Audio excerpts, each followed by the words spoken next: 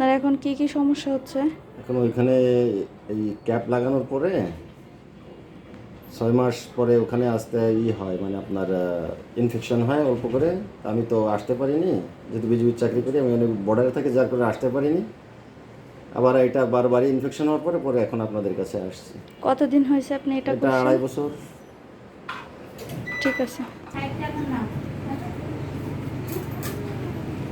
দেখুন।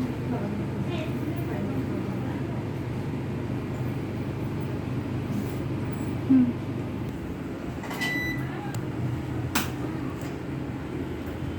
এই দাঁতে উনি ক্যাপ করছিলেন, দাঁতের গোড়া ফুলছে এবং অসহ্য ব্যথা হচ্ছে।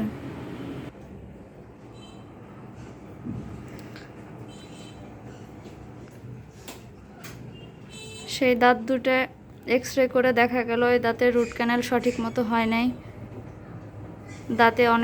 দাঁতের নিচে অনেক বড় ইনফেকশন হয়েছে। এখন এই দাঁত নষ্ট হওয়ার দায়ভারটা কে নেবে?